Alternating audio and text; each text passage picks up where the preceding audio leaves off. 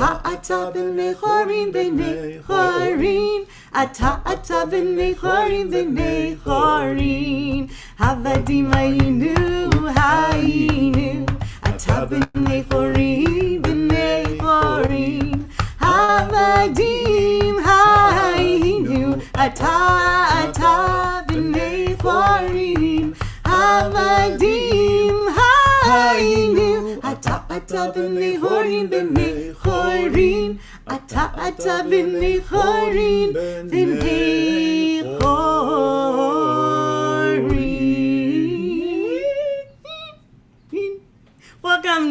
Welcome to all. Welcome to the Temple Beth Am Community Seder. If you are here with us tonight in our community Seder, then maybe you fall into one of two camps. Maybe you're disappointed that we're here again because we ended the Seder last year, and very hopefully, Rabbi Kligfeld, hello Rabbi Kligfeld, in your home. Maybe you very hopefully, like we did, said Bashana Haba'ah be a Seder table full of other people and other guests, and you were hoping that this year would look a little more different than last year.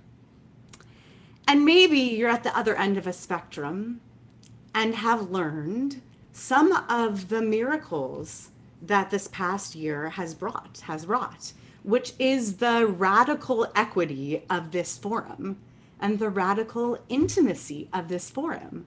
I have learned very much about Dahlia and Isla Karp's adorable dinner table habits. Hello, Dahlia and Isla, whose doll Seder table I just got to see a few minutes ago as we were sound checking in together. You know, I get to see into people's homes and you get to see into mine. Welcome to our table. This is Daniel Chorney, my husband, Rabbi Daniel Chorney, and my kids are upstairs, but you can see the flower pot that Ella made at Pressman just this past year. And so we're here together. Even my cat is here at the Seder table, Oscar.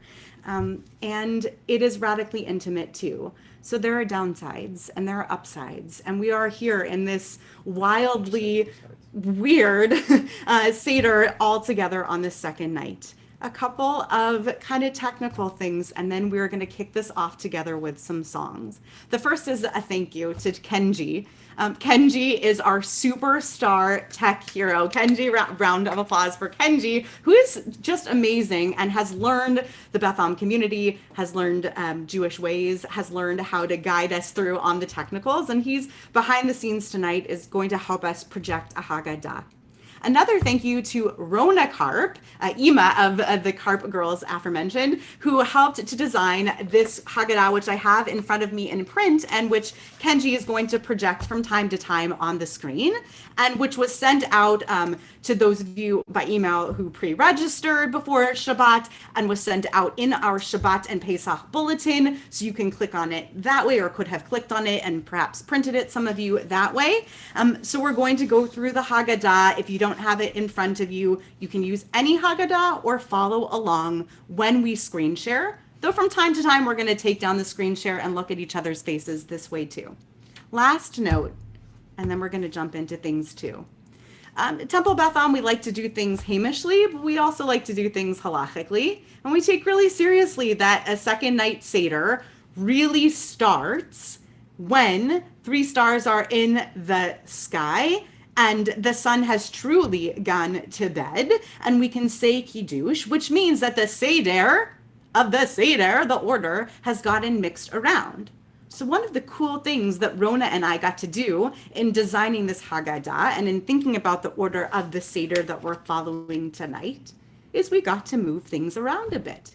So as we go forward, and in a moment we go to Michelle and Danny and Aaron, whoever else is joining on that screen over there, as we move over to the Wolf family and they start us, you're going to notice that we've done a little bit of nahavochu. We've flipped things around in the Seder, to use a phrase from another recent holiday. And we move things around so that Kiddush is going to come at the end, sometime around 7:49 p.m. or thereafter, because it's a commandment to expand and expound upon the Seder story. So we might expand a little bit more. We've got some extra little goodies in there so that if we're moving quickly, we can share some goodies. And if we're moving slowly, maybe there are a few things that we can skip along the way. So I hope that makes sense. I can't wait to go on this little adventure with you. We have tons of participation lined up, and we are going to start with a question because the Seder night is full of questions. Isn't that right, Wolf family? So the first question is, who knows one?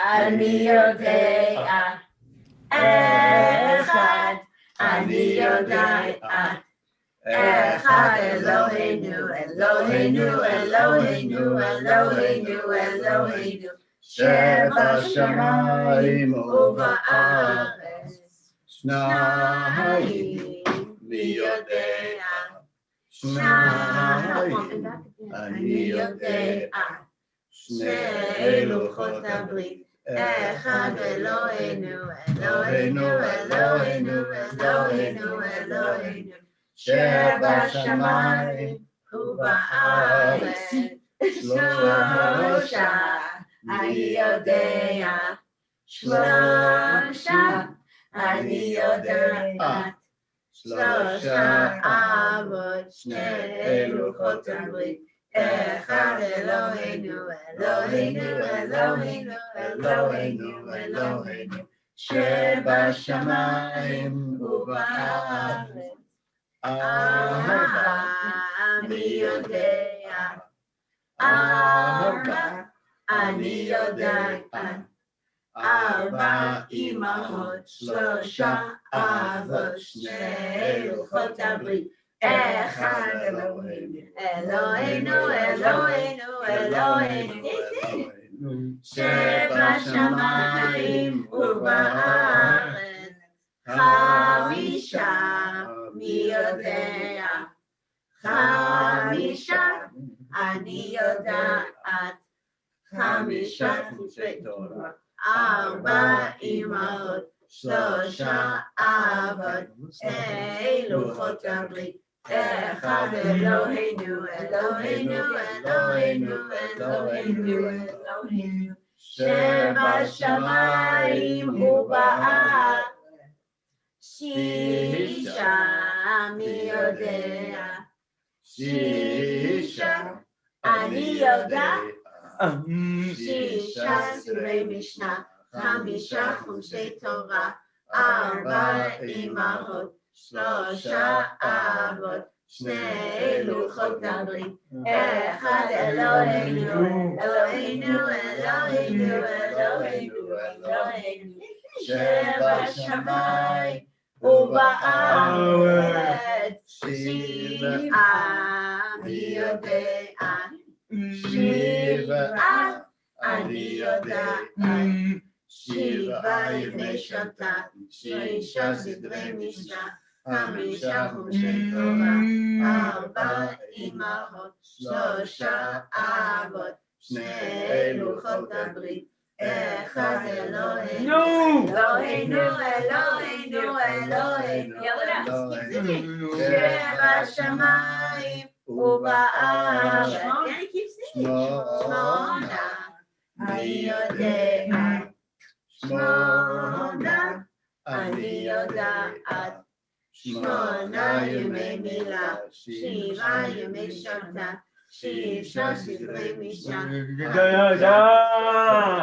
ארבע אמהות, שלושה אבות, שני לוחות הברית, אחד אלוהינו, אלוהינו, אלוהינו, אלוהינו, אלוהינו, שבשמיים ובארץ, תשעה, מי יודע, תשעה, אני יודעת, תשעה ירחי לידה, שמונה ימי מילה, שבעה ימי שבת, שישה סדרי משנה, חמישה חומשי תורה, ארבע אמהות, שלושה אבות, שני לוחות הברית, Echad Eloheinu, Eloheinu, Eloheinu, Eloheinu, שבשמיים ובארץ, עשרה,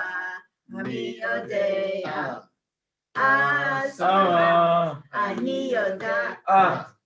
עשרה דבריה, תשעה ירחי לידה, שמונה ימי מילה, שבעה ימי שבת, שישה סדרי משנה, חמישה חומשי תורה, ארבע אמהות, שלושה אבות, שני לוחות הברית, אחד אלוהינו, אלוהינו, אלוהינו, אלוהינו, אלוהינו, שבשמיים ובארץ, 11 מי יודע, 11 אני יודעת, 11 קוף בים, 10 דבריה, 9 ירחי לידה, 8 ימי מילה, 7 ימי שבתא, 6 סדרי משנה, 5 חומשי תורה, 4 אמהות, 3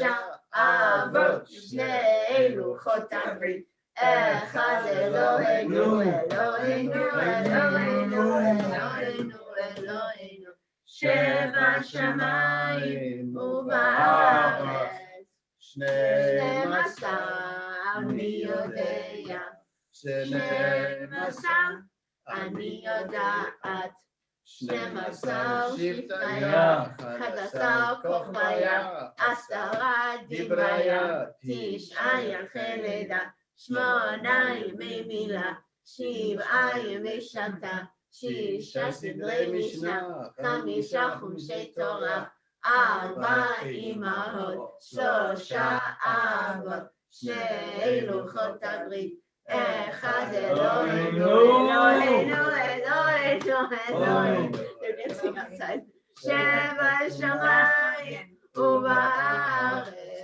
13 מי יודע, 13 אני יודעת, 13 מידיה, 12 שבטיה, 11 כוכביה, 10 דבריה, 9 ירחי לידה, 8 ימי מילה, 7 ימי שבתא, 6 סדרי משנה, 5 חומשי תורה, 4 אמהות, 3 אבות, 2 לוחות הברית, אחד אלוהינו, אלוהינו, אלוהינו, אלוהינו, אלוהינו, שבשמיים ובארץ.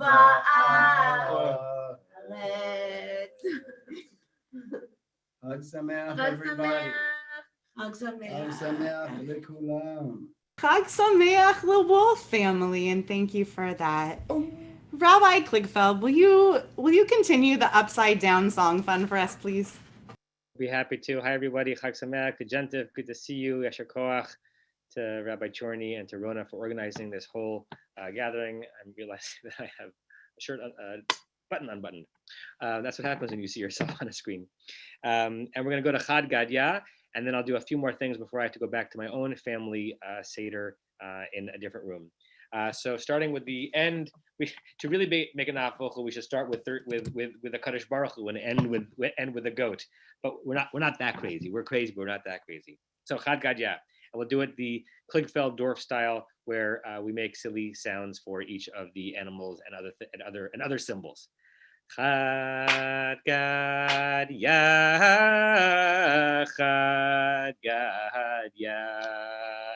Dizvana ba bitrezu zechad gad ya chad gad ya ve'ata shunra meow v'achla lagad ya be Dizvana ba bitrezu zechad gad ya chad gad ya ve'ata chalba v'nashach l'shunra meow Yachla legadya band is vanaba bidrezu zechad gadya chad gadya. Yes, I want props, Rabbi Chorny. Ve'ata chutra. Ve'hika lachalba. The nashach leshunra miao the achla legad yabed is vanava bitrezus echad gad yachad ya ve'ata nura. It's hard to know what sound fire makes. Vesaraf lechutra. The hika lechaba woof woof the nashach leshunra miao the achla legad yabe the zvanava bitrezus echad gad yachad gad ya. This is an Elliot Dorff special coming up. Ve'ata maya blub blub blub blub blub. Vechaba lenura the saraf lechutra. The hika lechaba woof woof the nashach leshunra miao the achla legad ya. Bezanaba bitrezus echad gad yachad gad ya ve'ata Torah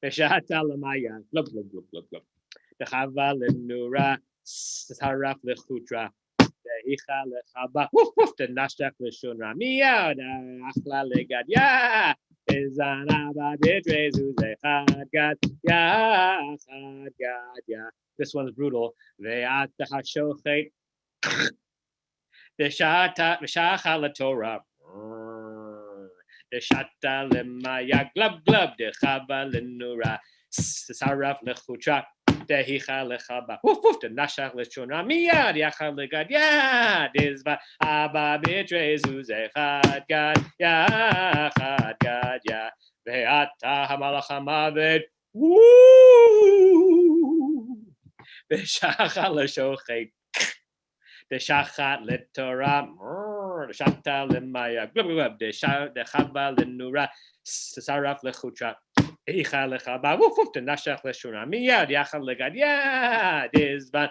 abba bitrezus echad gad yachad gad ya, ve'ata hakadosh baruch hu,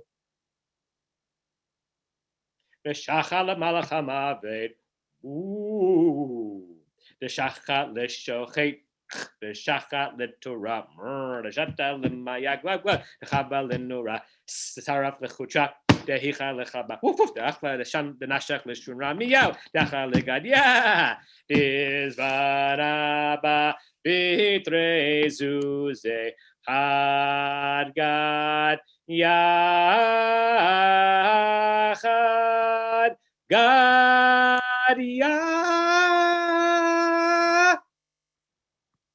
And now we'll go from the end to the beginning to Simanei HaSeder, the 15 steps of the Seder, which you can say those words at any time. And does Mara want to lead that? Yes. Yay. Okay, thank you. So I thank you. I wanted to just say a couple words before starting chanting. As a single person and as preparing for Pesach this year, I was thinking about this in a different way this year, and it actually came to me in a very profound way. In that I feel like the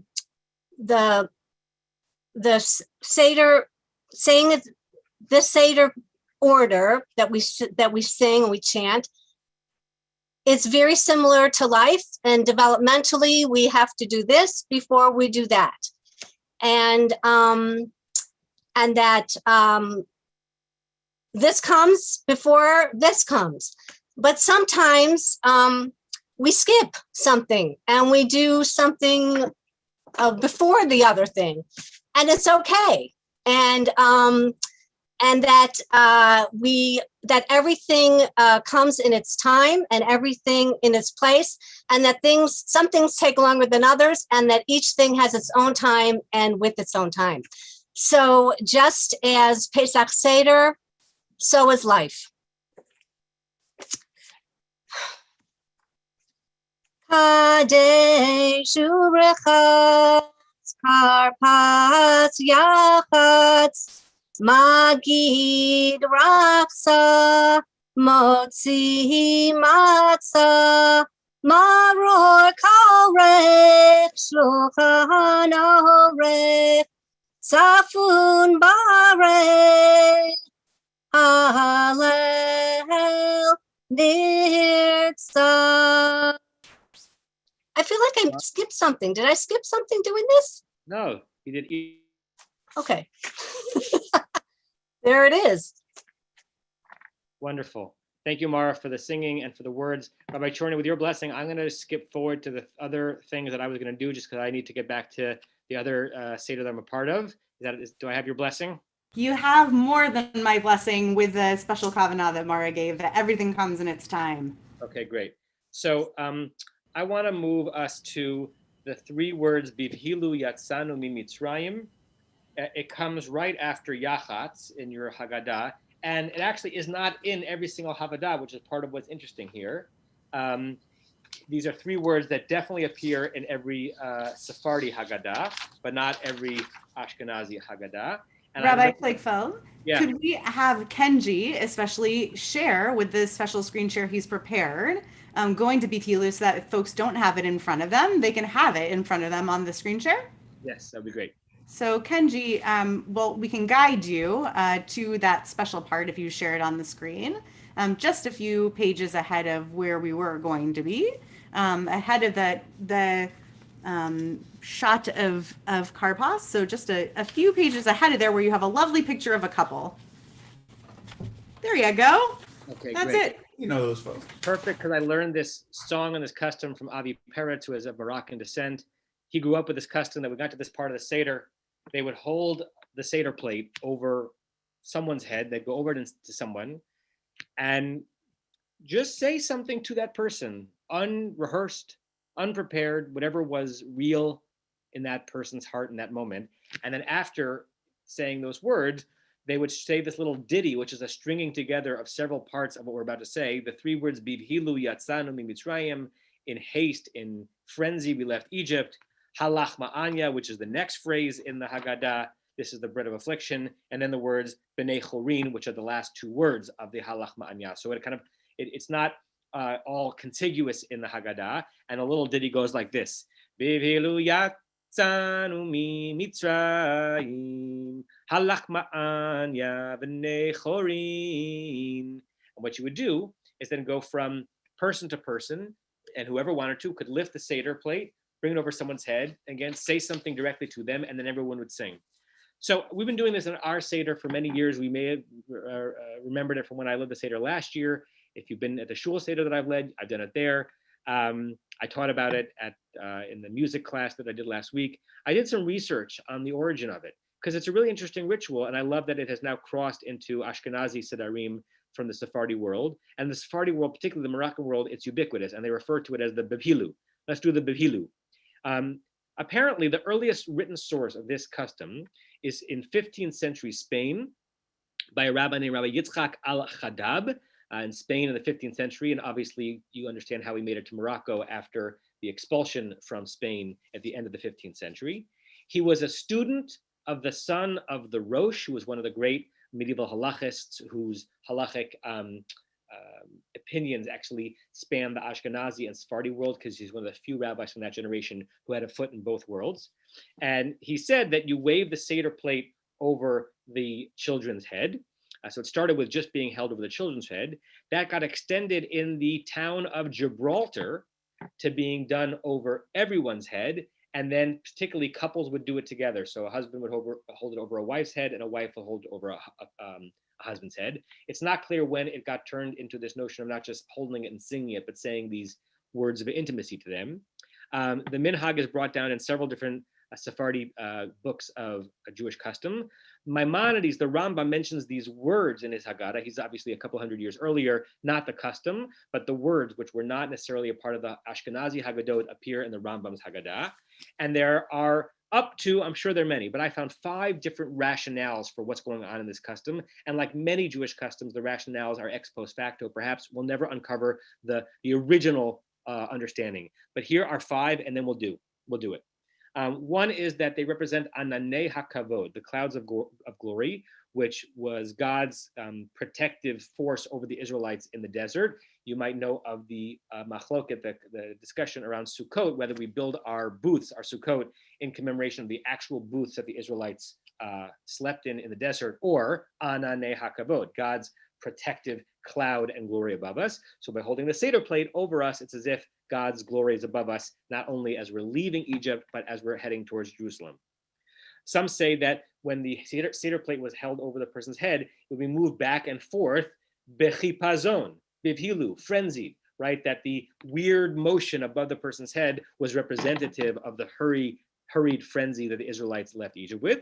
Number 3, yet another thing that responds to the line in the Gemara in the Talmud on Psachim, page 115, that you're supposed to do everything you can possible in the Seder that is different than what is usual, so that your children will ask spontaneously, Ma nishtana halayla hazeh? Why is this different? Why is this night different from all the nights? Or rather, how different is this night from all the nights? So it might emerge from the line in the Talmud that says you're supposed to do akirat hashulchan, where you lift up the whole Seder table and you move it from place to place. So the children obviously will ask why or how. I don't know about you, but it's very rare that we hold plates of heavy things and bring it over people's heads and say things to them. So if your child is young and they see you doing that, they might ask, hey, what's going on? And that's the whole purpose of the Seder. Number 4, to show the people who are underneath the Seder plate at that moment that they are sort of crouching and protected under the shadow of the matzot mitzvot.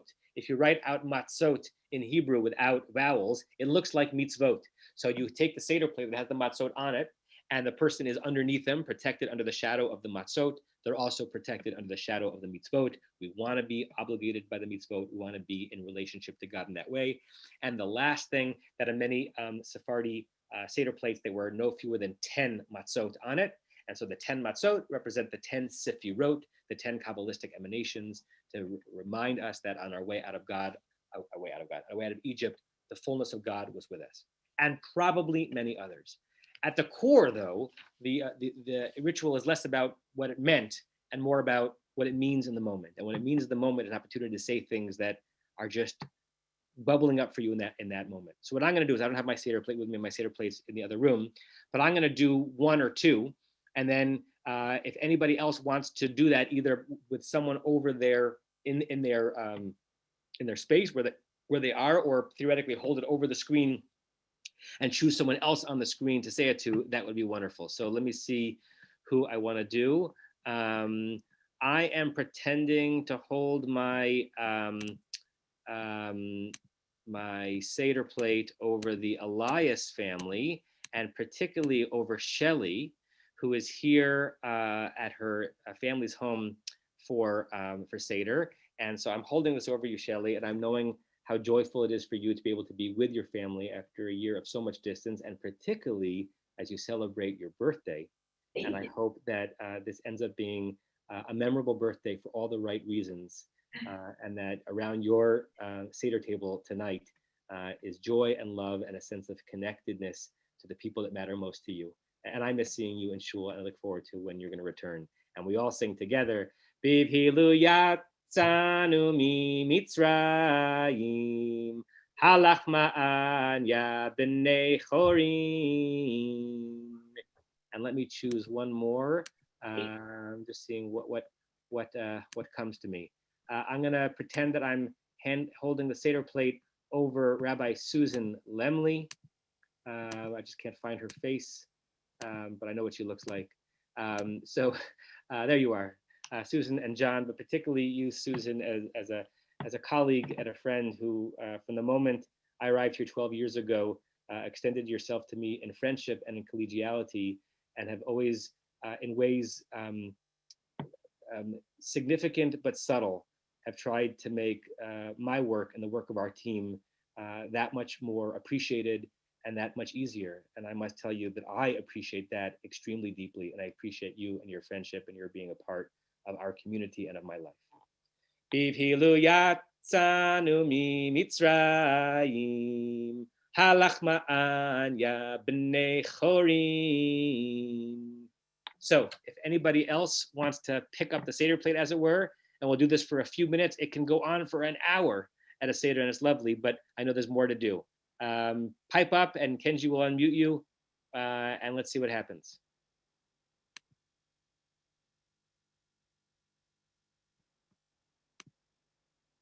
Anyone? can also go forward if there's no one. Going once. I see Bonnie blessing Larry. Okay. Oh, yes, that's a beautiful thing to. We don't even need to know what's being said. We know what's being said. That's beautiful. Okay.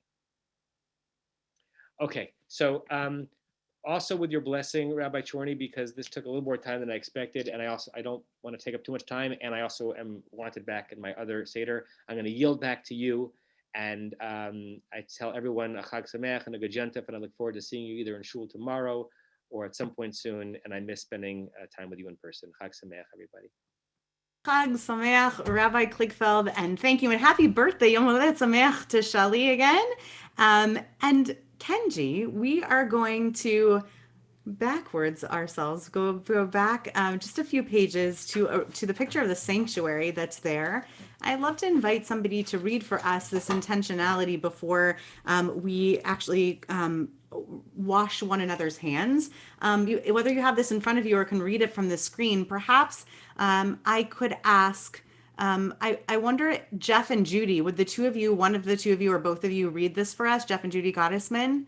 If you'd be willing to unmute, and Kenji, you could, it's under Jeff Gottesman. I wonder if you'd be willing. It might take you a moment to get up there.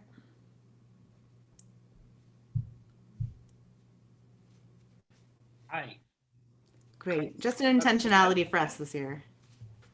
I'm going to have a little trouble saying this. Let me switch classes. Take your time.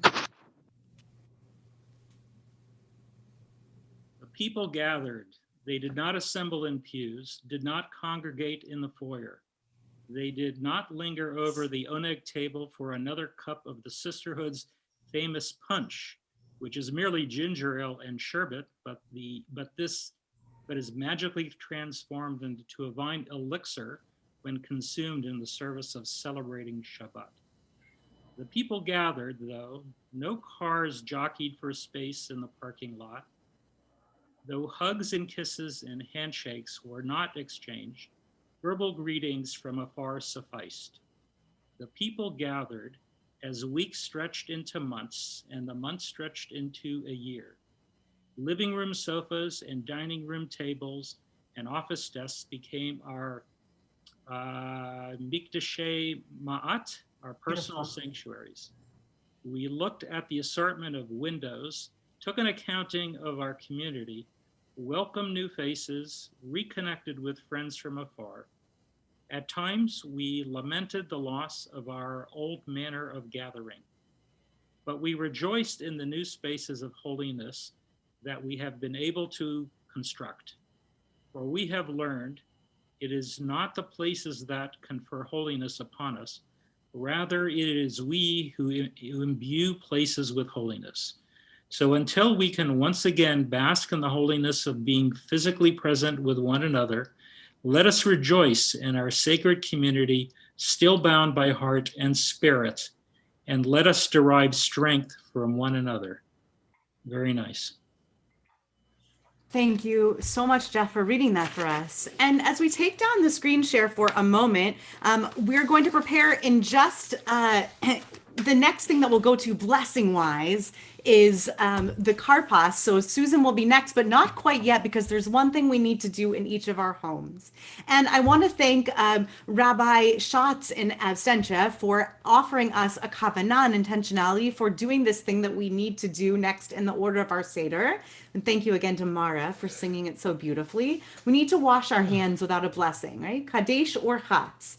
We're skipping Kadesh for now because we're waiting until 7:49 or thereafter to do it. But we do need to rinse our hands without a blessing. And this was done in the ancient world before karpas, before snacking on these little veggies. I don't know if you can see them on our plate, but before we snack on them, which Susan will do for us, Rabbi Lemley will do for us in a few moments, and we rinse our fingers in preparation for the eating of them.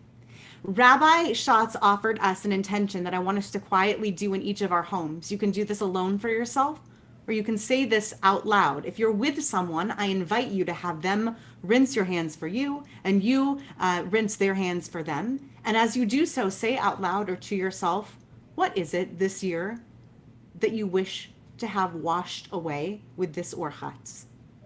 What is it that you'd like to get rid of this year with this orchatz? Let us take a couple of moments to get rid of, besides the schmutz that's on your fingers right now. Take a few moments. Typically it's done table side. You'll see us doing it with a little kli, with a little vessel and some water. We're doing it right now. We're going to take a few moments to do it quietly. And then when you're ready, Rabbi Lemley, you can begin leading us through our karpas blessing. But let's take just a moment or two to rinse our fingers.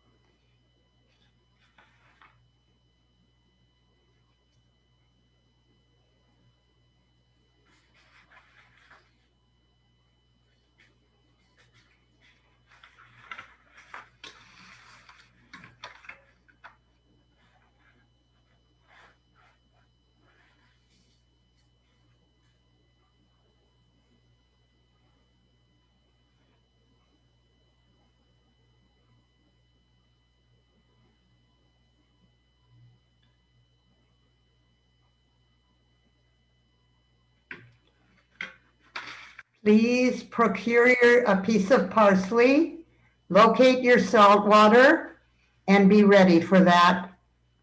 I offer a poem, Karpas. Our clocks have sprung ahead, so there's more light for trees to leaf, for birds to sing, for us to stroll around our neighborhoods and in our minds. In homes and hearts, clinics, streets, and stores, uncertain waves of joy peek in and out above our masks, between our distances. Perhaps we dream. Might we again stretch out our spirits and our miles, bring our bodies close to those who bear our genes and those we meet and like and wish to know? Can we feel safe again when we have lived so deeply in mortality, so tight in fear? Our bones now know how much we can't control, and yet we've grown more comfortable with life at risk, learning to treasure each new day, the taste of hearty food, washing our hair, the Zoom screen presence of those we love and learn from. Thus, the days and year and months have moved along, and we've arrived at Pesach 5781, the season of our joy, of nervousness, uncertainty, and hope. Off then we go into our winding gardens and our parks to see if vines do flower, if buds have opened, if pomegranates are in bloom, if lovers once again arise and meet, if those once tasked by masters are tasting freedom's bread so that they and we pass freedom on and build a city on the hill that truly shines. With so much suffered and lost, endured and ended, transformed, evolved and changed, can we begin to turn gray into green? Can we rebuild the future while the present trembles and feels dear, and we remember how we grew and gave and groaned? The answer must be yes. New life will come and carry us along. God's outstretched arm meets ours. We lift our springing sprig of green and dip it into water from the sea of reeds, of salt, tears, pain, and joy, remembering all the centuries we've spanned as Jews, the time we and our families have linked back and forth. We grasp this sign of renewed hope, whose taste is only heightened by what's real and hard and there. We say aloud, source of blessing, Adonai, who rules our world. We praise your bringing leafy fruit up from the fertile earth. And in our ancient language, all together we recite, Baruch atah Adonai Eloheinu melech haolam borei pri ha'adamah.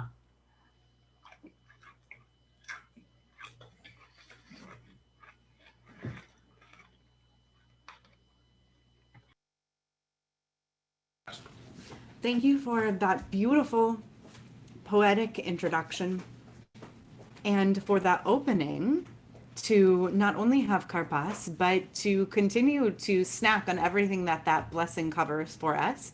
So I hope that in your homes, if you have te'avon, if you have appetite to eat other things, that you feel free to do so. We have some green olives on our plate in addition to some potatoes that are stuffed with parsley on our own plate. So we're going to continue to munch on that in our own plate. In a moment, I'm going to ask Kenji, when you're ready, to reshare the screen and to move us to Yachatz and the screen that says, from amidst the brokenness. Again, Rabbi Schatz brought us this intentionality for an action that we're going to take, which is to prepare our matzah for the hiding of the afikomen and later for making motzi.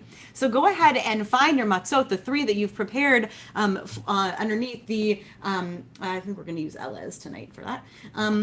Go ahead and find those three matzot. We have a three-layered matzah hiding thing here. Kenji, when you're ready, you can share that screen and get us over to the from amidst the brokenness. And I wonder if Marlise and Gary would kindly read this for us. If you would, Marlise Backrack, if you'd read this just because it's a highest reading, if you'd be so willing to do that, or whoever in your household is willing to. Yeah, the computer's kind of far away from them, so I can get it. It is kind of, yeah, I know we're all kind of muddling through that, but if you'd be so willing to read this, we'd really love that. That part on the left or the right? The part that's on the right. Okay. From the take the middle matzah. Take the middle matzah of the three on your Seder plate. Break it into two pieces. Wrap the larger piece, the afikomen, in a napkin to be hidden later. As you hold up the remaining smaller piece, read these words together. We now hold up this broken matzah, which so clearly can never be repaired. We eat the smaller part while the larger half remains out of sight and out of reach for now. We begin by eating this bread of affliction, and then only after we have relived the journey through slavery and the exodus from Egypt do we eat the afikomen, the bread of our liberation. We see that liberation can come from imperfection and fragmentation. Every day, refugees across the globe experience the consequences of having their lives ruptured, and yet they find ways to pick up the pieces and forge a new, if imperfect, path forward.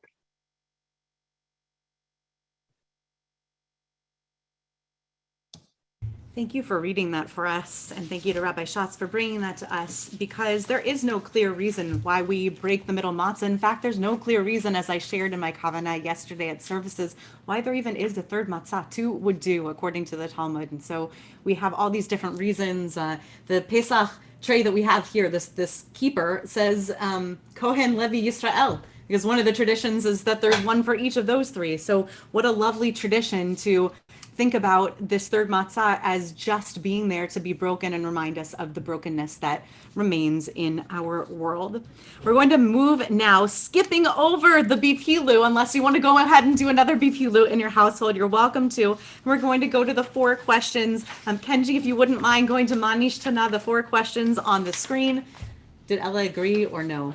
She's not. No, thank you. No, thank you. The littlest one in our house, I told her I would not make her perform if she didn't want to, but I did want to put it on the list as us being on for it, just in case she was so willing. So we're going to go forward on our screen to what says 4 questions. When you're ready.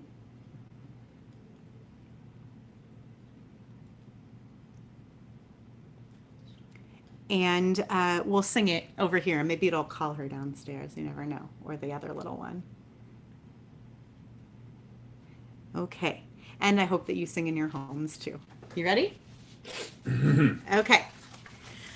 Ma nishtana halayla hazeh mikol haleilot mikol haleilot שבכל הלילות אנו אוכלים חמץ ומצה, חמץ ומצה. הלילה הזה כולו מצה, הלילה הזה כולו מצה. שבכל הלילות אנו אוכלים שהירקות, שהירקות. הלילה הזה מרור, מרור. הלילה הזה מרור, מרור. שבכל הלילות איננו מטבילים אפילו פעם אחת, אפילו פעם אחת. הלילה הזה שטף ועמים, הלילה הזה שטף ועמים. שבכל הלילות אנו אוכלים ויושבים ובין מסובין, ויושבים ובין מסובין. הלילה הזה כולנו מסובין, הלילה הזה כולנו מסובין.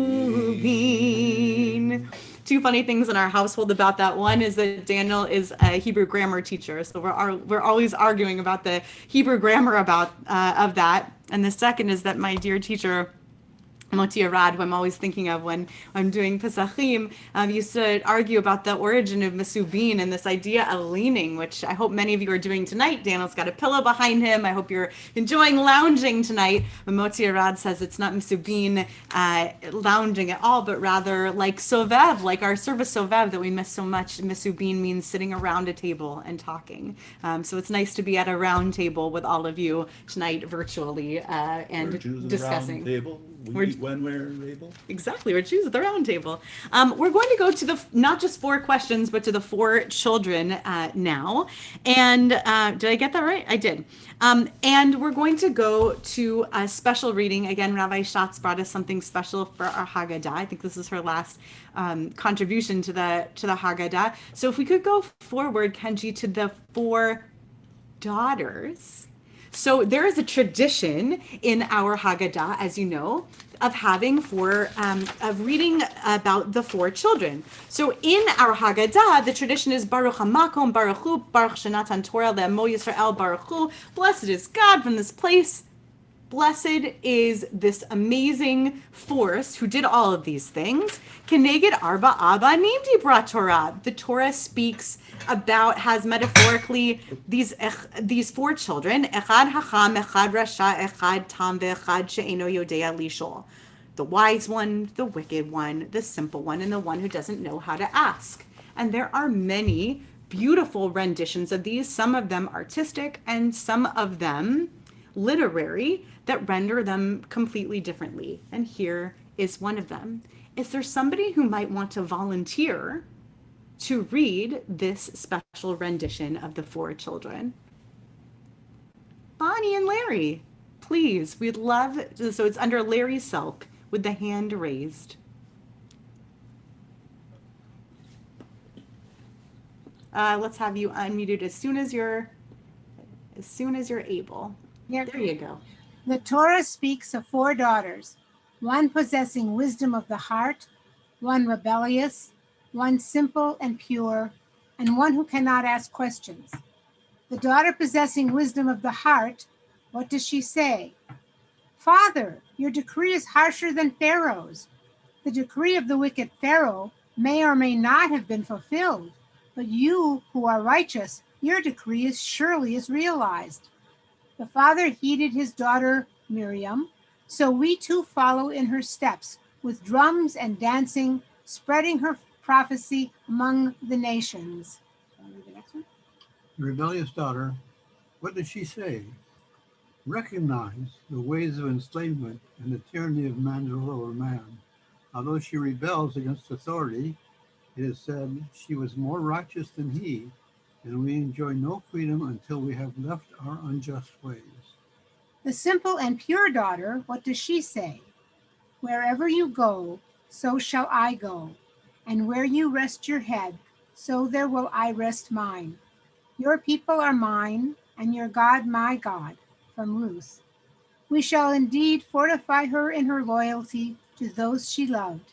And it was said to her, May God make the woman who is coming into your house like Rachel and Leah, both of whom built up the house of Israel. And the daughter who cannot ask, only her silent weeping is heard, as it is written, and she wept for her father and mother. We will be her mouthpiece, and she will be for us a judge. We will return to her mother's house, we will return her to her mother's house, and to her who conceived her, and we will proclaim liberty in the land for all its inhabitants. Each of the four daughters expresses a unique path from bondage to freedom in a national and human sense. They learn from examining their parents' lives and from the struggle of their nation, while their parents themselves are exposed to new spiritual layers as a result of their daughter's education. Light of heart. According to the Midrash, young Miriam persuaded her father Amram and the other enslaved men of Israel not to separate from their wives despite the Pharaoh's decree to destroy all male newborns. When her mother Yocheved gave birth to a boy, the two worked together to save the new son or brother.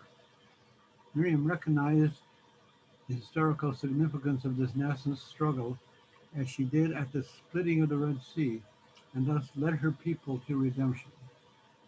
Rebellious. Tamar's complex relationship with her father-in-law Judah, son of Jacob, our forefather, expresses a rebellion whose result was critical to the continuation of the tribe of Judah and the Jewish people. With her deeds, Tamar barricaded herself against her loss of freedom as an imprisoned widow.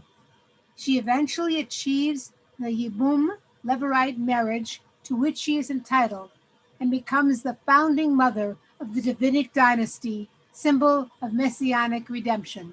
Simple and pure, Ruth the Moabitess remained true to her mother-in-law Naomi, and her ingenious loyalty is absolute. This wonderful emotional closeness that Ruth so adamantly demonstrates rescues both of them from poverty and internal bondage. Ruth 4:11. The one who cannot ask. This last of the four daughters lacks sufficient freedom to taste even slightly the redemption, and thus remains weeping in utter slavery. Although the beautiful captive from war is allowed to grieve for her parents before she is taken, Deuteronomy 21:13, she is a reminder of the reality of silenced bondage, which continues to exist in our midst in various ways. The silent weeping that erupts from this dark reality is a call to action for the cause of freedom and liberty of every man and woman. Leviticus 25:10. Born in the image of God, in order to live securely in their homes, among their people and loving family. From Song of Songs 3:4. This is who it's by. This was written. It's lovely. Yeah, please read who it was written by. It was written by Rabbi Einat Ramon, and she is the first Israeli-born woman to be ordained as a rabbi. Lovely, lovely. Thank you so much to you both, to Bonnie and to Larry, for reading that for us and for helping us to renew the sense of who the four children are and can be, and the essence of each of the tastes of who those four children are around the Seder table. We now enter Magid and the story. I'm going to ask my husband and partner to kick us off. And if we'll just go to the next page, Kenji, to the Magid Exodus story, and you can see that nice little painting next to it as well of those four children, another imagining. And Daniel's going to kick us off so that we can start with Avadim Hayinu.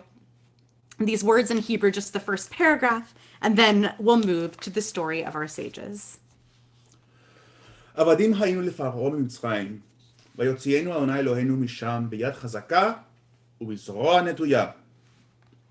ואילו לא הוציא הקדוש ברוך הוא את אבותינו ממצרים, הרי אנו ובנינו ובני בנינו משועבדים היינו לפרעה במצרים. ואפילו כולנו חכמים, כולנו נבונים, כולנו זקנים, כולנו יודעים את התורה, מצווה עלינו לספר ביציאת מצרים. וכל המרבה לספר ביציאת מצרים, הרי זה משובח. And therefore, expanding and expounding, we were having a debate about the difference between expanding and expounding. If you could all email us after the holiday about the difference between expanding and expounding, this would help us. I think it means expounding. And I think it means expanding, but that would be great after the holiday. But expanding on this story is considered praiseworthy. And so we're going to expand on this story. And the rabbis like to expand on this story by talking about rabbis who expanded upon this story, which is very meta of them. It's pretty expansive. It's pretty expansive. So I wonder, I don't like always calling on people. I do want people to volunteer. But I wonder, Stevie, do you think that you would be interested in telling the Maaseh Barabi Eliezer Barabi Yoshua and all his buddies? Would you kindly share with us that story? If not, it's fine. I could find someone else, but perhaps you'd like to tell that story.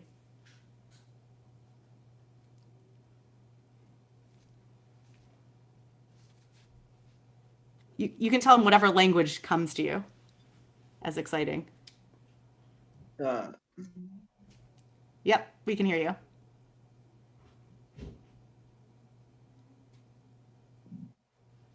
All right. Great. Okay. It once happened that rabbis Eliezer, Joshua, Elazar ben Azariah, Akiva, and Tarfon were reclining at the Seder table in Bnei Brak. They spent the whole night discussing the Exodus until their students came and said to them, Rabbis, it is time for us to recite the Shema. Let's go to the next page.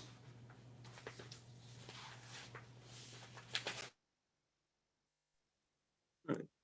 Rabbi Elazar ben Azariah said, I am like a 70-year-old man, and I have not succeeded in understanding why the Exodus from Egypt should be mentioned at night, until Ben Zoma explained it by quoting, in order that you may remember the day you left Egypt all the days of your life. The Torah adds the word all to the phrase, the days of your life, to indicate that the nights are meant as well. The sages declare that the days of your life means the present world, and all includes the Messianic era.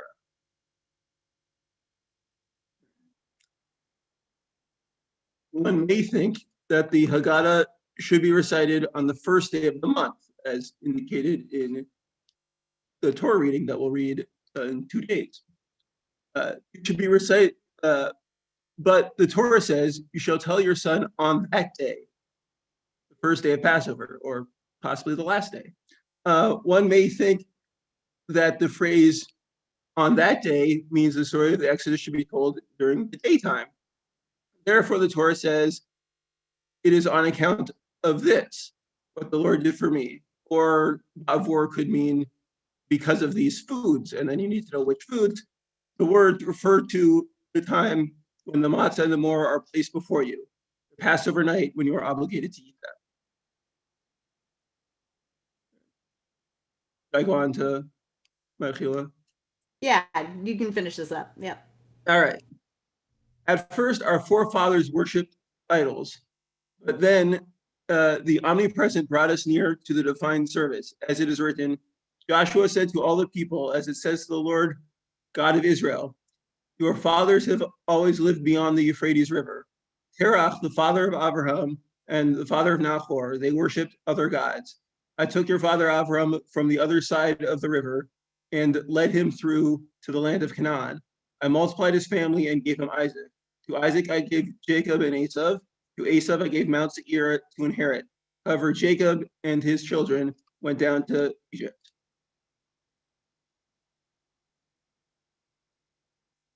Beautiful, thank you. And I'll finish up here.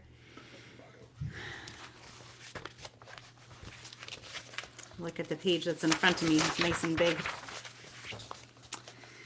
Praise be God who keeps God's promise to Israel. Praise be God. The Holy One, blessed be God, predetermined the time for our final deliverance in order to fulfill what God had pledged to our father Abraham in a covenant, as it's written.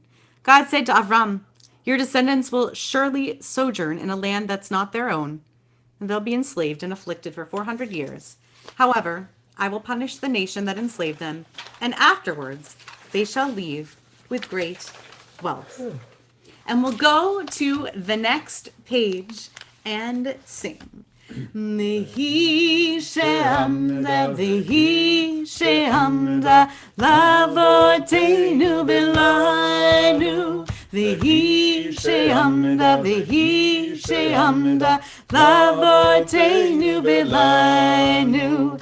Shelo echad b'levad Hamad aleinu lechalotenu, Hila shebechol dor vador, Omdim aleinu lechalotenu, Me'akadosh Baruch Hu, Matzilenu mi'adam. I had to resist from doing Yaakov Shvaki, but I know that the preference is to go with the classic. So I'll have to come back for another music class to do the newfangled Israeli ones. We're going to continue with Seilmad, the rest of this story. Is there someone who wants to volunteer with this continuation of Magid who likes this part of the Haggadah? It's really the next to last classic piece of Haggadah. Would someone like to continue reading either Tzei Ulmad or go out and learn? Anyone who's eager to read who hasn't yet read? Jennifer Lowe. We haven't heard from the Lowe household or the Lowe sheep tonight. Please, and feel free to read either from the English or the Hebrew/translate. Hi. The sheep has been bothering us. It's okay. Are we starting with this covenant? We are going to start with go out and learn. Got it. At the very bottom of that left page. Got it. Go out and learn what Lavan the Aramean sought to do to Jacob our father. Pharaoh the evil only decreed against the males, but Lavan sought to uproot everything. As it is written, a wandering Aramean was my father. While this makes little sense in English, the free word of Hebrew and ambiguity of the word Oved can be stretched somewhat to mean that an Aramean Lavan tried to cause the loss of Jacob. And he went down into Egypt and sojourned there. This teaches that he did not descend to live there permanently, but rather temporarily. And they said unto Pharaoh, to sojourn in the land, to sojourn in the land are we come, for there is no pasture for thy servants' flocks. For the famine is sore in the land of Canaan. And therefore we pray thee, let thy servants dwell in the land of Goshen. Few in number, as it is written, thy fathers went down into Egypt with 70 persons. And now the Lord thy God hath made thee as the stars of heaven for multitude.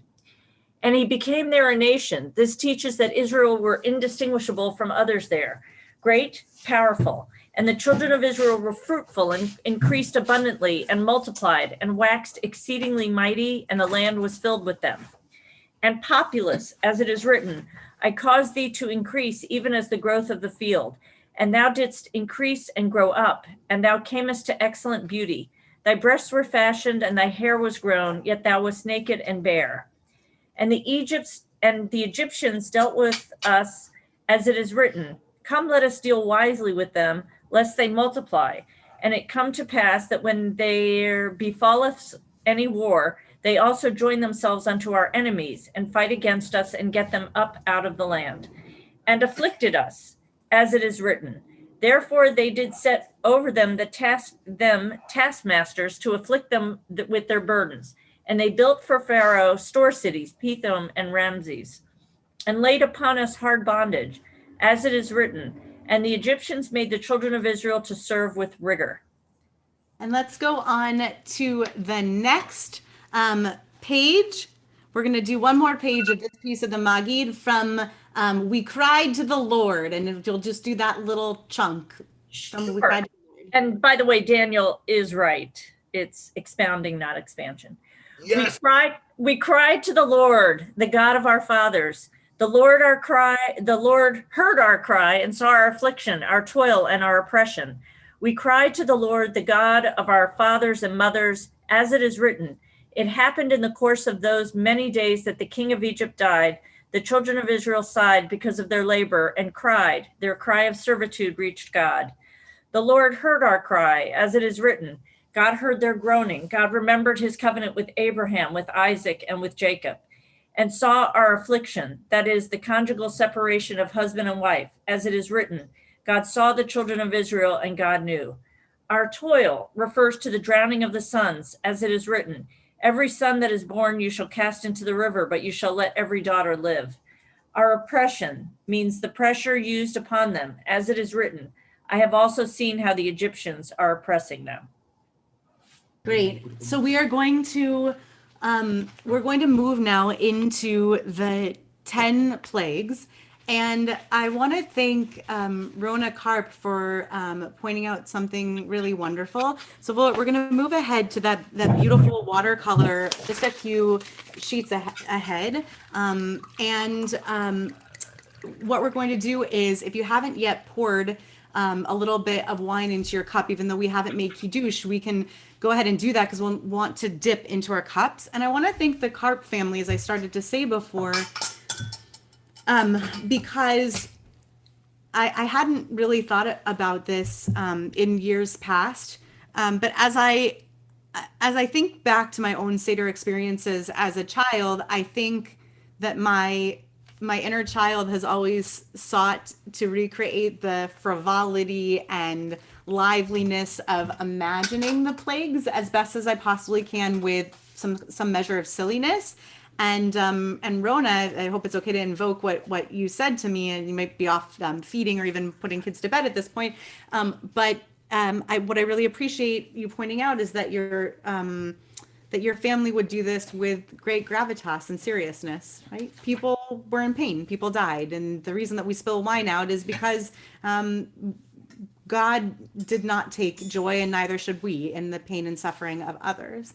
And so we do this straightforwardly. We read off these names of these plagues, and you can find, I guess this is actually numbered, so we could look at page 42. We look at Elu Eser Makot, Shehevi HaKadosh Baruch Hu, Al HaMitzrim, Mitzrayim, Be'eluhen. These are the 10 plagues that the Holy One, blessed be God, brought upon Egypt. And we're going to look down at this list that begins on the bottom of the page. And as we read it out, I'm going to read it first in Hebrew and then say each of the names in English as well, in translation, as I go along, dipping a finger in to lessen the wine that I'll enjoy shortly. Dam, blood. Sfardea, frogs. Kinim, lice. Arov, beasts. Dever, cattle plague. Shrim, boils. Barad, hail. Arbe, locusts. Choshech, darkness. Makat bechorot, slaying of the firstborn. Rabbi Yehuda, Hayanoten Bahem Simanim. Rabbi Yehuda would assign the plagues 3 mnemonic signs. Tzatzach, Adash,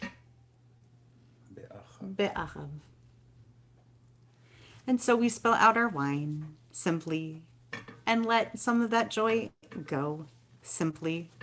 And now that we let the joy go, do you want to ask Alex if she wants to join us for Dayenu? Quickly. And as we're asking, Kenji, do you remember which of those videos from the Shots family is the Dayenu video? I numbered them instead of giving you the names. Do you remember which one it is? Unfortunately, I do not. No, I don't remember. We're going to play them all at the end. It's fine. Okay, so we're going to go to Dayenu, and we're going to play all those videos at the end while we're enjoying our Shulchan Aruch. What did I say? Shulchan Aruch. I haven't even had any of my cups of wine yet. Okay, we're on page 45. And I bolded the verses that we're going to sing out loud. And because we're not going to sing all the verses. We sang all the verses in our house last night. By second night, we're not going to sing every every verse of Dayenu together. So we'll get started in our household. Okay, here we go. Hilu hotzi anu mi Mitzrayim, hotzi anu mi Mitzrayim, dayenu, dayenu, dayenu, dayenu, dayenu, dayenu, dayenu, dayenu, dayenu, dayenu. Hilu natan lanu et Shabbat, natan lanu et Shabbat, dayenu, dayenu, dayenu, dayenu, dayenu, dayenu, dayenu, dayenu, dayenu, dayenu, dayenu. Hilu natan lanu et Torah, natan lanu et Torah, dayenu, dayenu, dayenu, dayenu, dayenu, dayenu, dayenu, dayenu, dayenu, dayenu. I see at least one Sephardi family, the Wolf family, or at least one who's taken on the custom of hitting each other with something green. Maybe those are scallions, yeah. You're smacking each other a little bit. Good. That seems super fun. We don't do that with each other. Probably, thank goodness, our cat likes to eat them. I want to tell you, before we go to the next slide, I want to tell you something that I grew up in a house. My mom's younger sister, my Aunt Jody, married my Uncle Chaim, who was the youngest of 6 Egyptians. And I grew up in a family where every year Seder was at their home, my Aunt Jody and my Uncle Chaim. I wish I could be at their Seder tonight. And they built their home in San Diego to host Seder, and we had 70 to 90 people at their home every year. And at Dayenu, the tables shook. It wasn't Dayenu unless glasses were breaking and falling off the tables. It grew every year. It's an amazing thing. And their family escaped Egypt. They escaped the reign of Nasser. So it was a double celebration of being refugees and in this country.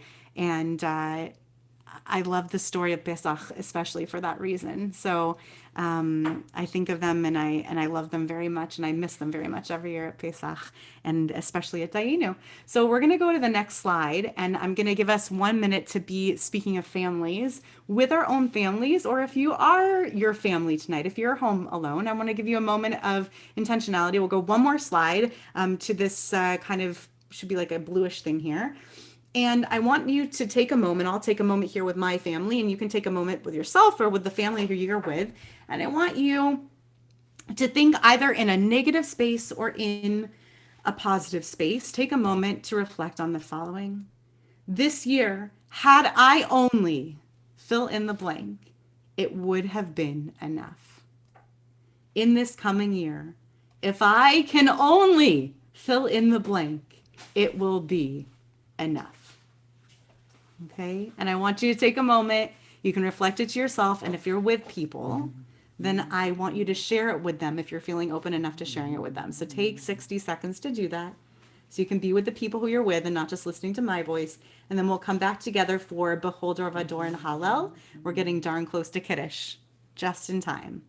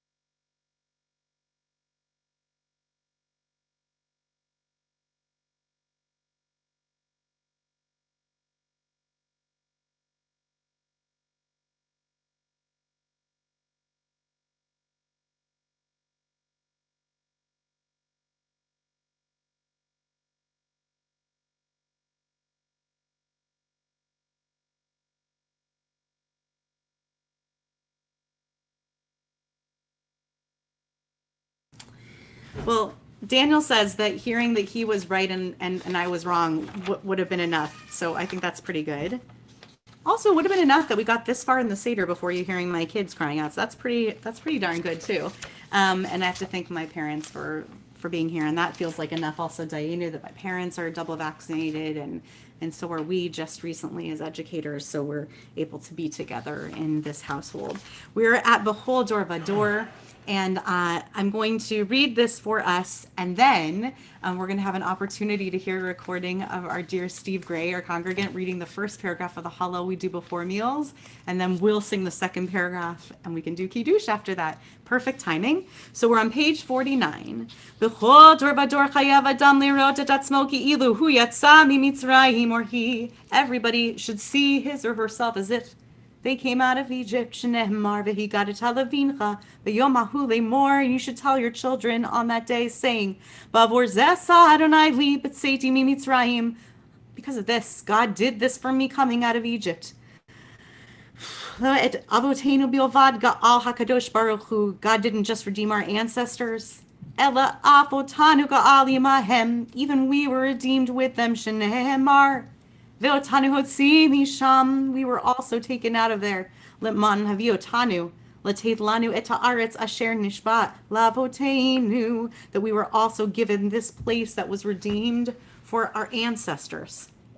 So, we are going to cover the matzah and raise the cup. It's covered. And raise the cup of wine. We're a little out of order here. And we are going to say, Lefichach anachnu chayavim lehodot lehalav leshabeach lefa'er leromem lehadir levarech lehaleo chales lemishes alavotenu velanu et kol hanisim ha'elu hotzianu mi'avdut lecherut mi'agon l'simcha mi'avel leyom tov u'mi'afela leyor gadol mishabut ligula v'nomar lefanav shira chadasha. Hallelujah. Hallelujah. And we get to do a little bit of Hallel. So we're going to go to the next slide, and we get to do a little bit of Hallel listening to this first paragraph by Steve Gray. So we have this audio clip that we get to hear of his special family melody. Hallelujah, hallelujah, Avdei Adonai. Hallelujah, et Shem Adonai. Yehi Shem Adonai mevorach me'ata ve'yahad olam.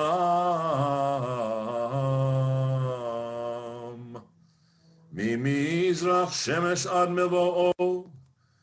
Mehulal Shem Adonai.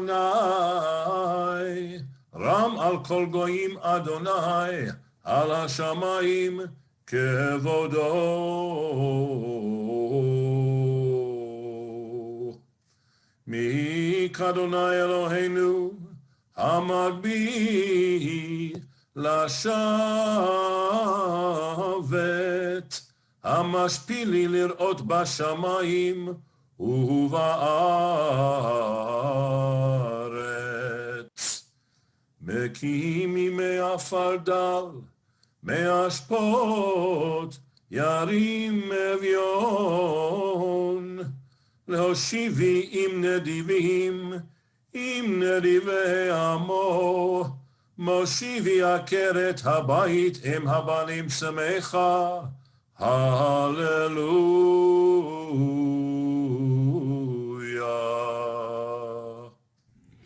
בצאת ישראל ממצרים, בית יעקב מים לועז, הייתה יהודה לקודשו, ישראל ממשלותיו, הים רב הינוס הירדן, יסוב להחור, ההרים רק תוכלים, גבעות כבני צאן, מלך הים, איתנו,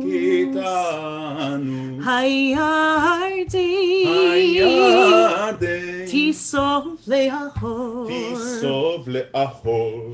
ההרים, תרקדו חיילים, Gevat kivnei tzon milifnei Adon huli haaretz milifnei Eloach Yaakov Ha'ofechi Hatzor Hagamayim Chalamish Lemayno Mayim. As we go to the next page, I'd just like to point out that we were permitted to do Kiddush as of 7:49, and it is 7:50. So here we are. If you haven't yet had a glass of wine poured for yourself, and you are your own best friend tonight, then be your own best friend and pour yourself a glass of wine. And if you're accompanied by people at your table tonight, I want you to go ahead and have them pour for you a cup of grape juice or wine, whatever it is you're enjoying tonight. Make sure that it's as full as you want it to be. And if you're able to stand, please stand. I will. And we're going to bless. And last night, you were blessing with Havdalah in it. Tonight we are not blessing with Havdalah in it. And we are not blessing with Shechianu in it tonight because we only do on the first night. No, we do with Shechianu with it tonight. But it's not in our, I don't know how that didn't wind up in our Haggadah. That's on me. I don't know how that didn't wind up in there. We are doing Shechianu. That's on me. It's a work in progress. It is a work in progress. Next year in our Haggadah. Okay. Baruch atah Adonai Eloheinu melech haolam borei peri hagafen. Amen. Baruch atah Adonai Eloheinu melech haolam asher bachar banu mikol ha'am v'romemanu mikol lashon v'kiddushanu b'mitzvotav v'titzen lanu Adonai Eloheinu v'hahava modim l'simecha chagim uzmanim l'sason et yom chag hamatzot hazeh zeman nechirutenu mikra kodesh zecher litziat mitzrayim hivanu v'charta v'otanu kidashta mikol amim ומועדי קודשך בשמחה ובששון הנחלתנו ברוך אתה אדוני מקדש ישראל והזמנים ברוך אתה אדוני אלוהינו מלך העולם שהחיינו וקיימנו והגיענו לזמן הזה. Amen.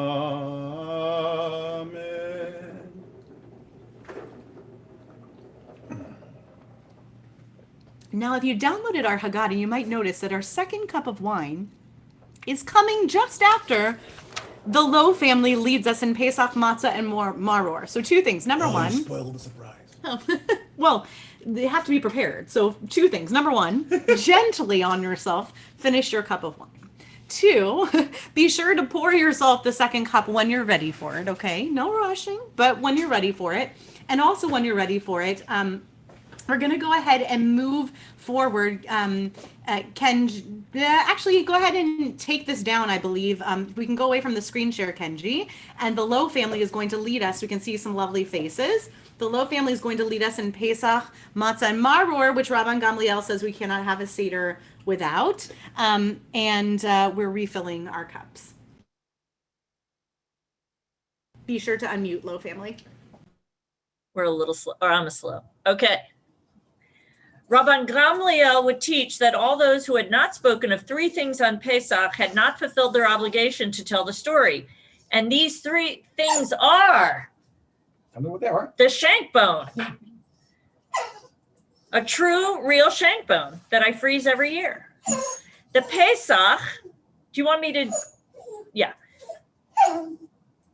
the Pesach, which our ancestors ate. Oh, right.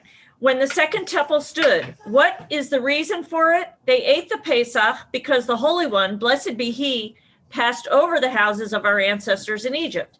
As it is written in the Torah, and you shall say, it is the Passover offering for Adonai, who passed over the houses of the Israelites. Dog duty. You know, I want you to know that the dogs are the heroes of Passover because they didn't bark at midnight. So Right, except one of them, two of them look like a Paschal lamb, so they're very lucky they're alive at the moment.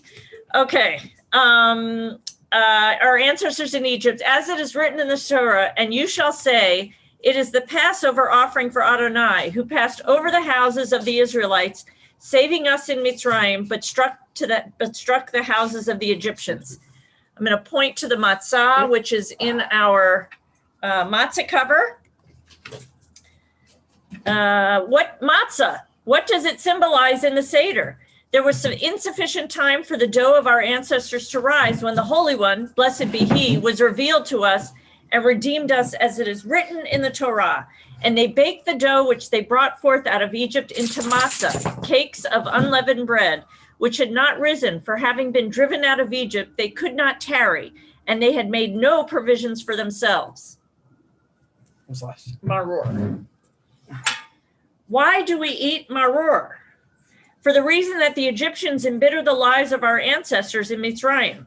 As the Torah states, and they embittered their lives with servitude, with mortar and bricks without straw, with every form of slavery in the field, and with great torment. So can I just ask, before you lead on to the, how many of you had Balabusta's white ground horseradish last night and your ears blew out in surprise, which was what happened to us? So just be careful tonight if that's what you're having. Well, yesterday at, nope, not yesterday, Shabbat morning at services, Rabbi Schatz offered a beautiful drash that we can only know redemption if we know the spiciness of maror. So since it was so harif, this maror, you must be in for quite the redemption, Lo family. It's got to be coming. And thank you for that beautiful Pesach matzah and maror. Now we've really done Seder because it's there. And hopefully you've had time to fill your second cup. And I know that it seems strange to do these two cups so closely together, but by doing this, we've really done, as Daniel pointed out when we looked at the structure together, a mini Magid, right? Rabban Gamliel set forth for us this idea of a mini Magid that we could do. Should we not have time to do anything else, we must do that. So we've done a mini Magid. We're going to do the second cup of wine now and raise a glass to the two of us. Well, all of us. Here we go. Here's our second cup of wine.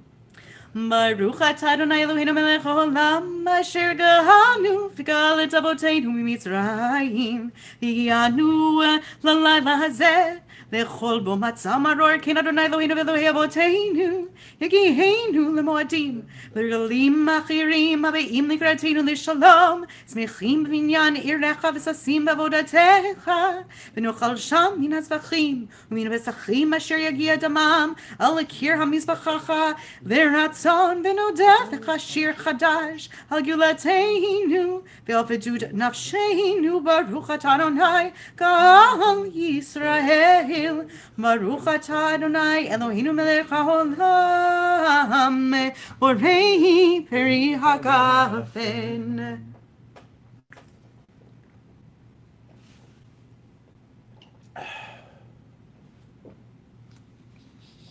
All right.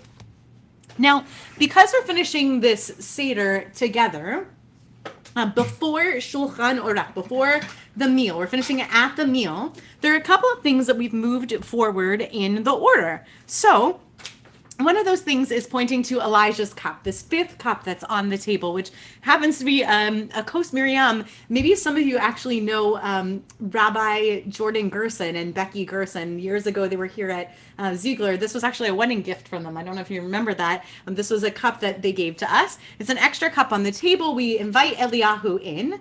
we're going to have played a video by Cantor Michelle Stone. She recorded a version of Eliyahu Hanavi that was written by Rabbis Yosef Goldman and Annie Lewis. Yosef was an artist in residence with us pretty recently, used to be the co-director of Hadar's Rising Song Institute. So we're going to have Kenji play that video while some of you who might be going to bed early can go and open the door for Elijah. So go ahead and let's have that video play and you can sing along. And those of you who might need an early bedtime can go and open that door and make sure Eliyahu makes it inside.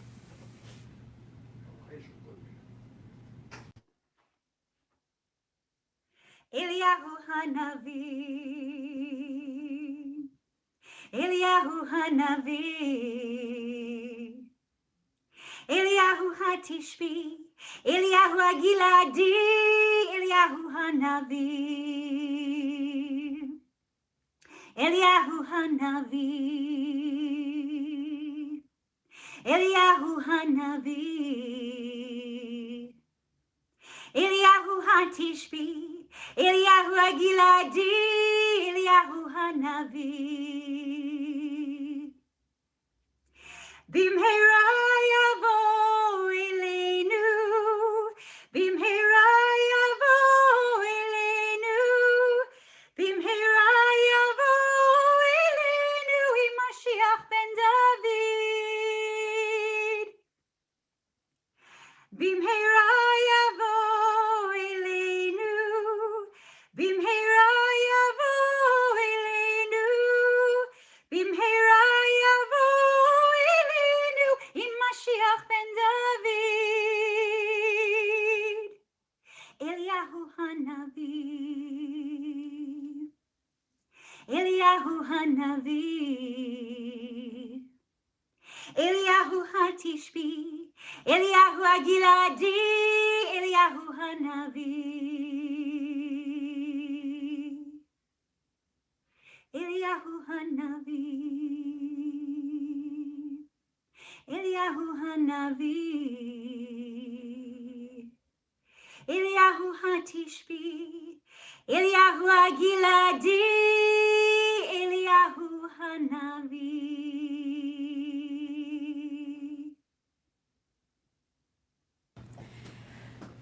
So we thank Cantor Stone for bringing us that moment of Eliyahu Hanavi. It's nice always to see the Sunshine family enjoying new music. That was really fun, and to see you here tonight. Hello. And hello to all the families we haven't greeted by name. You know, I see Esther and Rachel and Ron and Deborah and all the people I haven't greeted by name. May and Salo, by the way, it's like really nice. I want you all to know that an old friend of Daniel's from Colombia, Salo, was brought back into his life because, it's a long story short, but May is a student of mine. It's very fun to be reunited with people on the screen. So even if I didn't mention you by name, it's a joy to be all of us together. We've reached the point to do one other thing. We're moving forward in the evening. I invite you, if you're able, to rise so that we can count the first night of the Omer together, which is amazing that we've reached this point in the year. We're beginning our count towards Shavuot, towards haircuts, towards the summer, towards Yom HaAtzmaut, towards so many things. And I'm going to go right into the blessing, Hinene Muchan, Umzuman. We are ready for this mitzvat aseh that we are commanded to do. And here we go. Baruch atah Adonai Eloheinu melech haolam asher kishanu b'mitzvotav v'tzivanu al sfirat haomer. Amen. Hayom yom echad. LaOmer. Today is the first day of the Omer.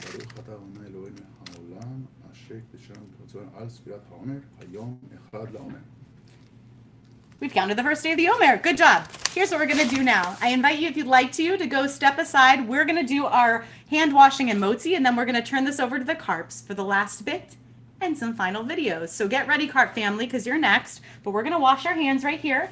We're going to do Netzilat Yadayim and motzi. You are welcome to go do that, or you could wait till after the carp family does their thing, but they're going to lead us in some fun stuff that has to do with eating things that involve, you know, matzah. So you might want to wash your hands if you want to do that. We're going to do it right here.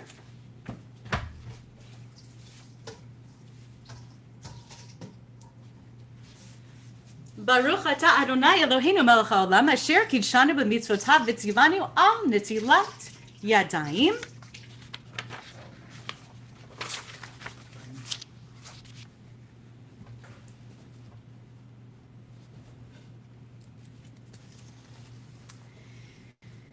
Baruch atah Adonai Eloheinu melech haolam hamotzi lechem min haaretz. Amen. Baruch atah Adonai Eloheinu melech haolam asher kidshanu b'mitzvotav v'tzivanu al achilat matzah. Amen.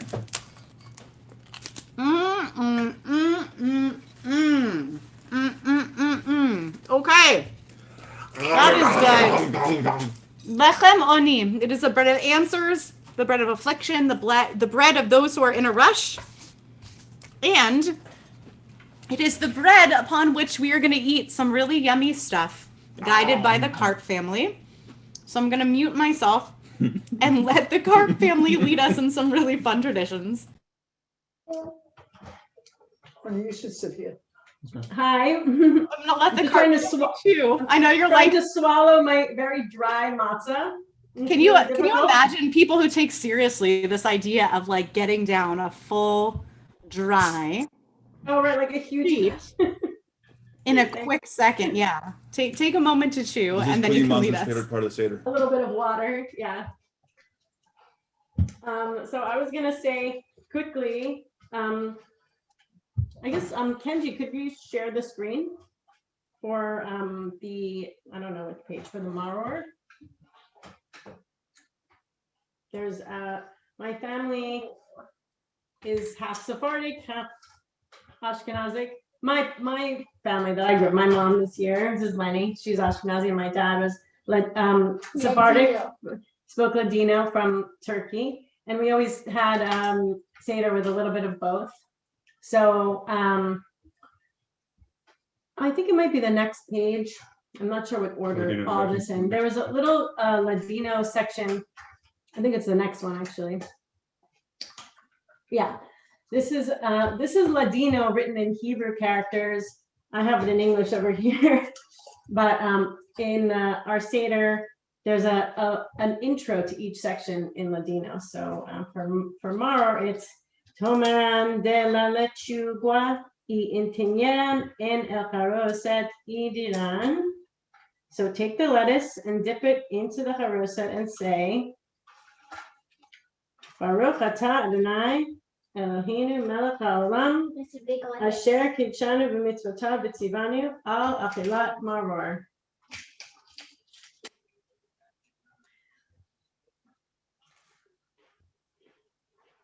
We have two kinds of charoset in our family. We have a Sephardic charoset.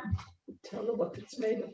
With dates and raisins and orange rind, and we have a traditional Ashkenazi charoset too.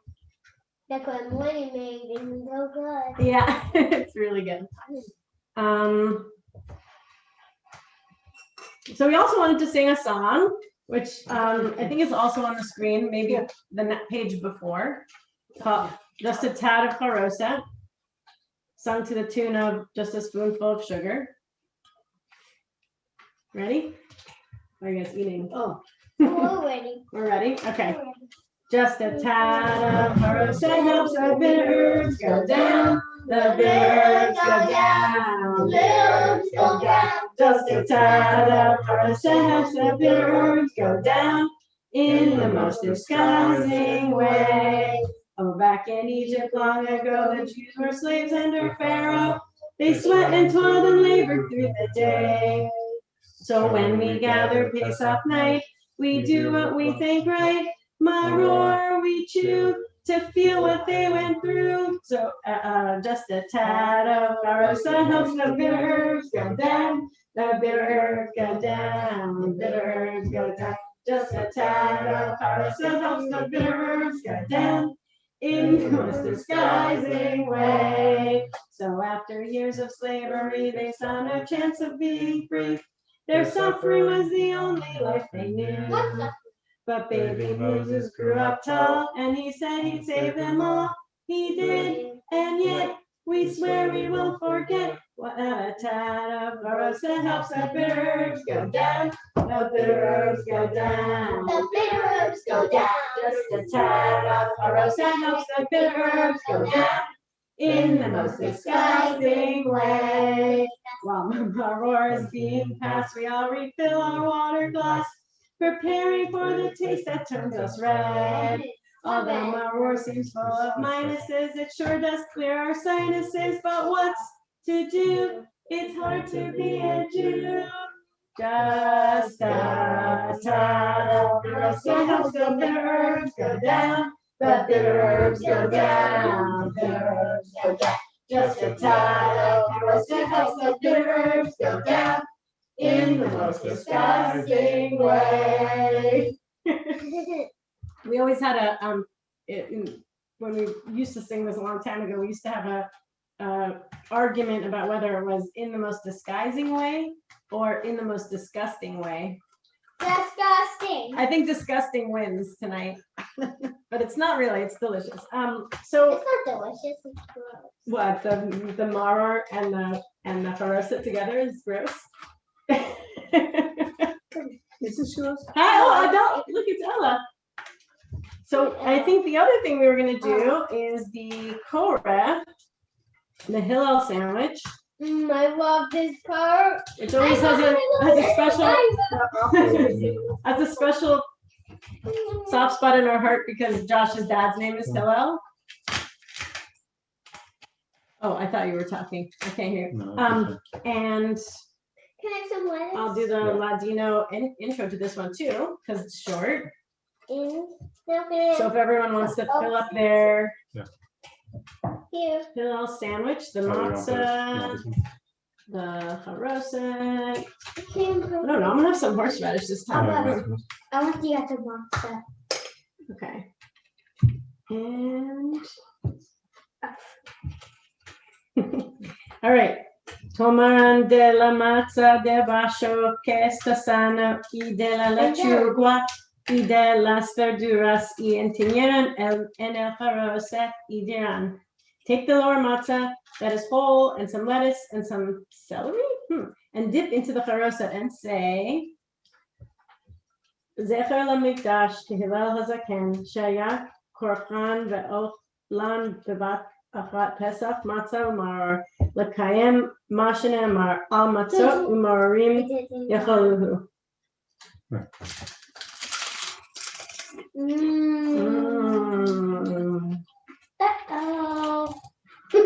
That was such a good crunch, Carp family. Hi. Thank you. Hi, Ella. Hi, Ella. Yes. So my family came on screen. We can take down the screen share now. My family came together to say, Pesach is so complicated this year. It's complicated every year. And our family came all together to say that we wish you the most wonderful Shulchan Aruch and the rest of whatever the night brings. And we're going to close with a couple of things. So what's going to happen is this. The Samuel family, the Pilch Samuel family, Mark and Jessica and the kids, they have a tradition of adding a bunch of Rabbi Jack, Zichrono Livracha. Jack and Margie had some really wonderful parody songs. So they have a tradition of singing them at their Seder. They recorded one of them. Hang on, I got to tell them what's going to happen at the end, okay? So they're going to play some videos. We're going to play a video of Rabbi Jack's song that they sing. And then, Kenji, let's play videos 1 through 3 of the Schatz family too, okay? Does that sound like a good plan? So we're going to do that to end so that everybody can head off to their Shulchan Aruch. I want to thank everybody who helped to lead tonight's Seder. I want to thank the Karp family. I want to thank the Wolf family, the Lemley family, the Lowe family. I want to thank Kenji. I want to thank Rona for helping me put this together. I want to thank Rabbi Kligfeld. I want to thank the whole Temple Beth Am community. I want to thank you for making this a part of your evening. I want to thank my family for being so patient tonight, and especially for Daniel for accompanying me, and to my kids for being so patient for making this a part of their life and world, and my parents as well. You know, we just all did this tonight. So thanks everybody. And we're going to go to the Rabbi Jack parody video of the 4 sons, head into the videos 1 through 3. And we're going to go to Shulchan Aruch, B'tei Avon, Chag Sameach, and we'll see ya Bashana Haba'ah, wherever we are. In person. In person. Amen, amen, amen. Everybody be healthy.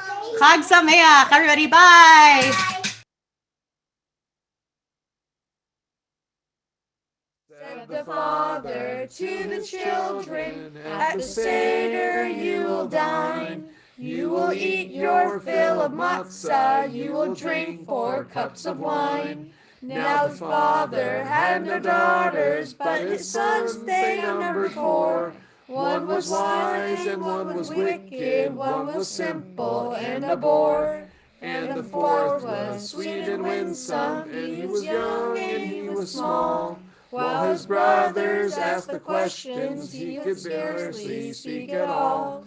Said the wise son to the father, "Will you please explain the laws of the customs of the Seder? Would you please explain the cause?"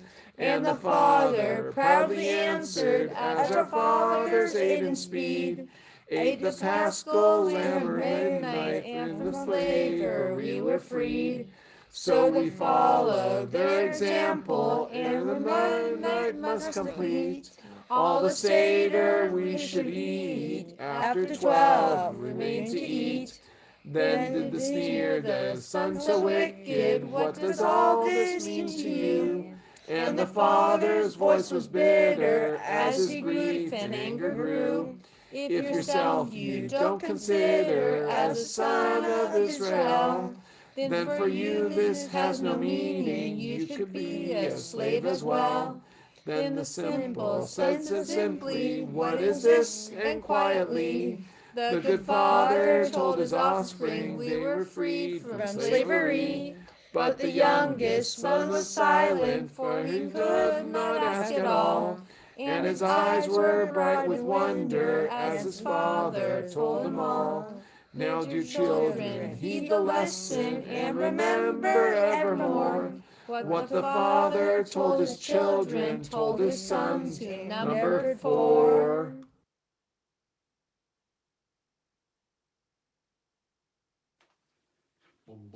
Avadim hayinu, hayinu, atam b'nei chorin, b'nei chorin.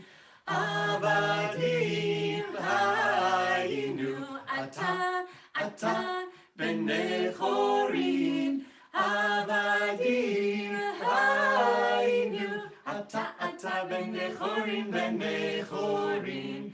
Ata b'nei chorin, b'nei chorin. You know, I don't want to work for Pharaoh. I want to work for God. I don't want to work for Pharaoh. I want to work for God. You know, I don't want to work for Pharaoh. I want to work for God. I don't want to work for Pharaoh. I want to work for God. Vadim hayinu, hayinu, ata b'nei chorin, b'nei chorin. Avadim hayinu, ata b'nei chorin. Avadim hayinu, ata b'nei chorin, b'nei chorin. Ata b'nei chorin, b'nei chorin. No, I don't want to work for Pharaoh. I want to work for God. I don't want to work for Pharaoh. I want to work for God. You betcha I don't want to work for Pharaoh. I want to work for God. I don't want to work for Pharaoh. I want to work for God.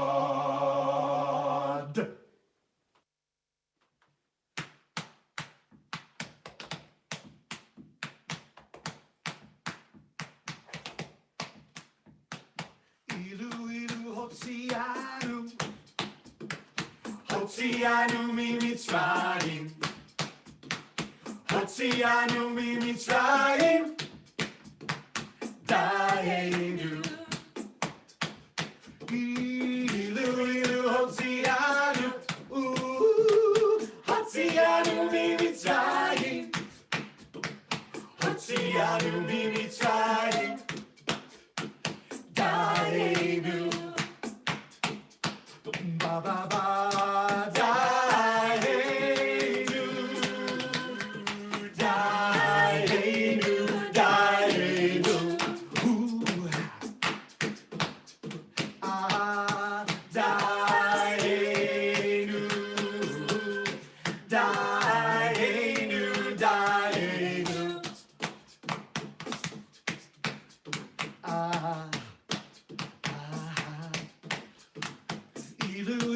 נתן לנו, נתן לנו את השבת, נתן לנו את השבת, דיינו.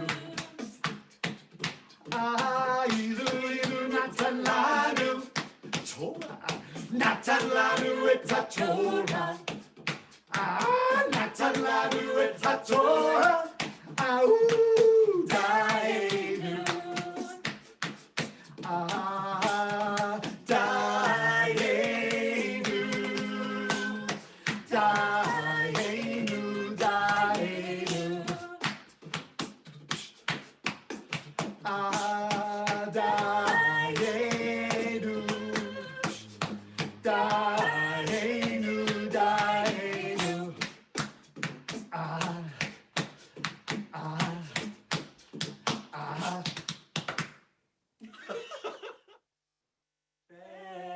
בכל דור ודור חייב אדם לראות את עצמו כאילו בכל דור ודור חייב אדם לראות את עצמו כאילו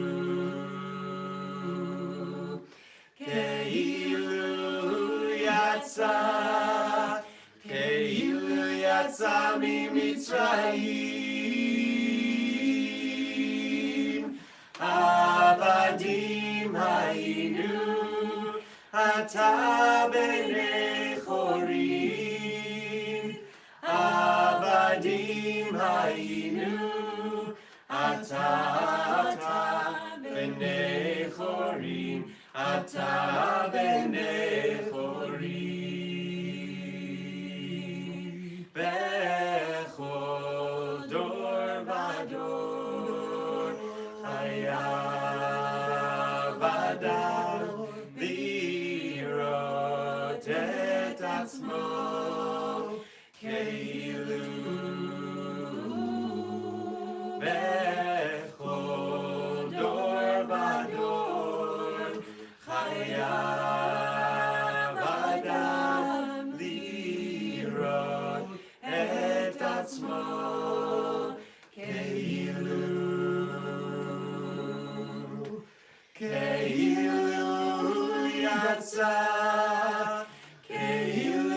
יצא